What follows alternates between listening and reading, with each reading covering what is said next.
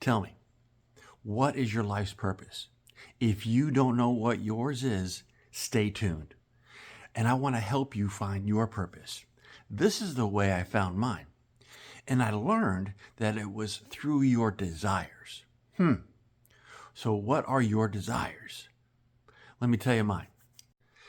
First of all, I grew up in a broken home. So I felt I wanted to help people. Change your mind, change your heart. I had this desire just to help people. I didn't know what that was. I didn't know if it was a medical field.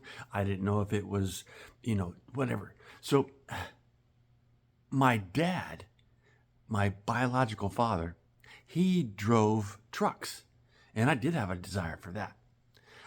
So at 18, I was walking around the city of Boston. If you guys in Boston say, hey, I was walking down the street of Boston, didn't know what I was good, really didn't know what to do with my life. And I walked up to this big building, and it was the U.S. Air Force and the U.S. military thing. So I said, I had a desire. So I jumped in there, I did that, and then I went to England for 5 years. And in England, I drove trucks for 5 years. I drove all around Europe. I drove to Belgium and Germany and all those places and bringing over equipment and stuff. And it was fun. I drove buses. Went to Italy for 30 days. It was amazing. It was fun. I wish I could do it now because I didn't really appreciate it then, but that's another story. So I got out of there, and my desire was to be an entrepreneur for many years.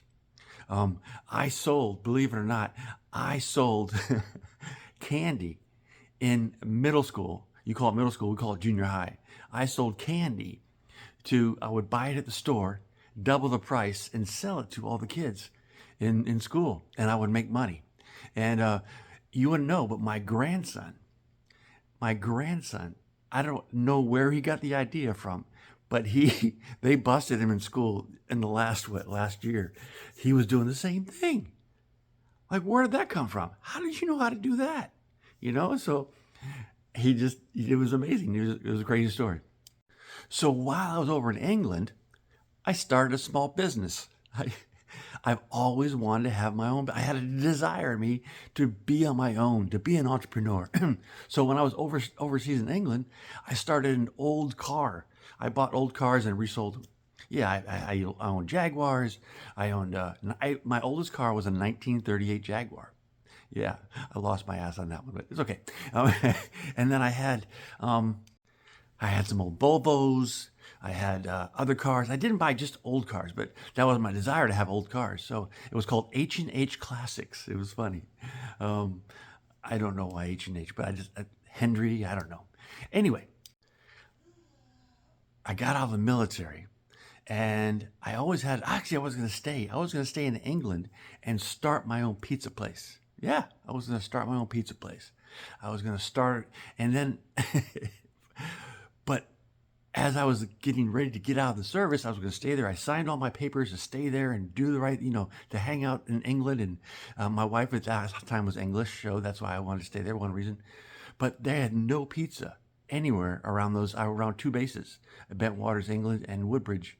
And they had no place for pizza. So I thought, I'm going to start a pizza place. I'm just raking the dough, So, because I had previously, in my high school days, worked in 2 or 3 different pizza places. So I thought I could make the dough, I could do all that stuff. So anyway, hindsight's 2020, right? So then I came over to in my very last couple of weeks there in England, I thought I was going to get out and stay there. They gave me orders to Avon Park bombing range in Tampa, near Tampa, Avon Park. And guess what I did there?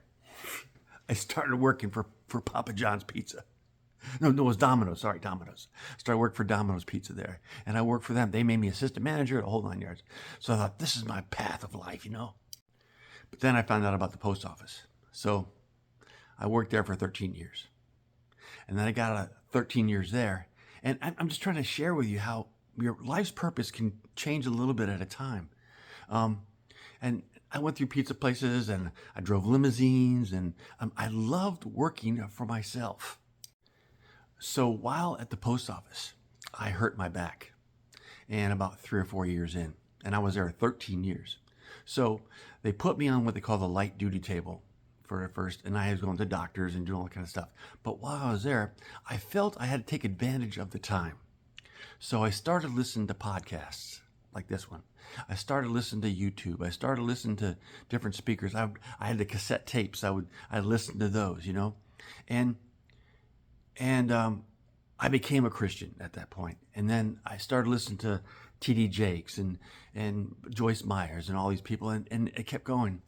And then in that season of life is where I learned to hear the voice of God, the voice of the Spirit, my higher power, my higher self. You can call it whatever you want. And I always put that in there because I don't want you to leave the channel because you're a Christian and don't want to hear anything else, or not a Christian and don't want to hear it. You decide who that is for you. So I moved on. I had this desire inside of me to help people change their mind, change their thinking, and to help them have a better life. And that's where stuff like this started. And that was in 2000 when I left there. So I had a little food pantry, and that food pantry started with like 4 boxes of bread, and it grew to like 3,000 or 4,000 pounds of food a week. A week I was giving away. I was so busy doing this. I was picking it up every day, and it was huge. It was a monster. Then I went to another home, and it grew. And then I took a guy. I found this homeless guy, and next to my house was an apartment. So it was like duplexes. So I rented out the first duplex, and I put a guy in there. And then I went to 2 guys, and these guys I knew. And then I went to 4 guys. And then I bought the building, and I moved the guys in the back. So that would give me another 4 people. So I had 8 guys. I was teaching them how to change their mind and change their heart, and tell them all about Christianity at that point, and I was helping them. But my biggest point of that was I just cared about them. I just loved them. I just loved them where they're at. I didn't care what they believed. I just wanted them to see love, and that's how I got into that. Then I went to another house, and then I bought another It just grew and grew. I got up to 24 beds, and then I went to 44 beds. And here's a picture of when I was at 44 beds, right there. And then I went back to 24 beds. I thought 44 beds was too much, so I went back to 24 beds, and I grew like that. And then we started a thrift store. So the thrift store started with 600 square feet, and there's the entrepreneurship again, right? And then started with a 600 square foot garage, and it grew over 3 years' time to 23,000 square feet in 3 different buildings on the same property. And it was amazing how just the Spirit just grew me and changed me. I just listened. See, this is the big thing, is listen. I got some kind of big ears, so I can hear really well. But I just kept listening. I kept staying focused. I had a quiet time every morning. Now I call it meditation, or you can call it prayer time. It doesn't bother me. But I just got in contact with the Spirit and myself, and just desires grew. That home, or that ministry, what it's called, the Center of Hope, you can maybe see it. Might be some stuff in the paper online called the Center of Hope, the Clearwater Dream Center. And through the loss of that, a lot of issues in my life came up back in 2013, 14, 15, in there somewhere. And I left ministry in 2015. And when I left, I decided to go and help somebody else. I went to Tennessee for a year, Colorado Springs. I was kind of like a lost soul for a while. But there I just heard God, and he was just pointing me all these different directions, and I just saw synchronicities and blessings happen over and over and over again. And during that time, I got a hold of a movie or whatever called The Secret. And The Secret helped me explain a lot of stuff about here's The Secret right here. It's a great movie. I just learned a lot of stuff about myself and how to love myself and how to use my mouth to change my life, and just so much healing through that movie for me. Helped my marriage, helped everything. It was awesome. But through, again, the synchronicities and blessings of life, I started my wall business, and I do all sorts of wall stuff. I do shiplap, and I do crown, and I do electric fireplaces, and I do stone fireplaces, and do that now. Been doing that for about 6 years. But at the same time, while I'm doing this, I love doing this. See, this is called wall-to-wall designs. But I love doing this. This is what I desire to do. I'm going back to what I started in 2000. And I'm doing that now. But I'm reaching hundreds and hundreds of more people than just those 44 men and 24 men. You know, I helped like 1,500 men over those 15 years. That's great. Yeah, people remind me that was a cool thing, and that's my past. But it just trained me, I guess, to be this today, so I can be here for you. And how my walk and how my testimony and how I overcame with the blood of the Lamb. Sorry, I'm making fun of you. I apologize, but that's what I did. I used to.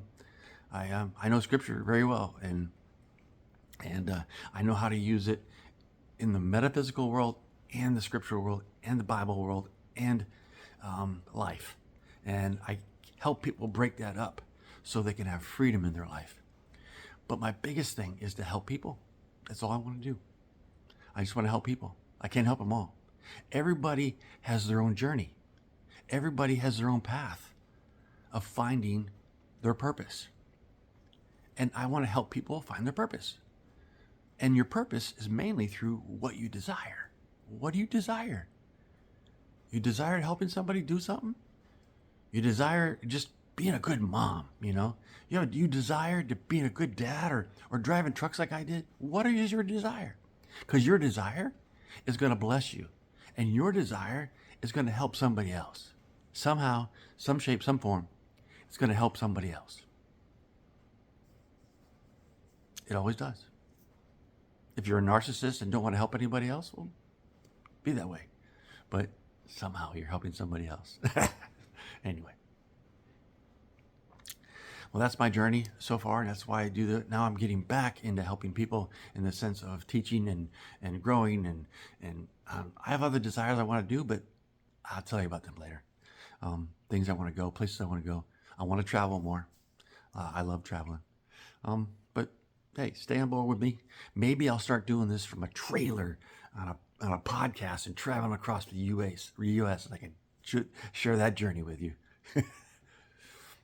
Some of you have been on my podcast for a while and know my journey to Colorado Springs and my journey back and driving, or you're on one of my other platforms, and you could follow me there.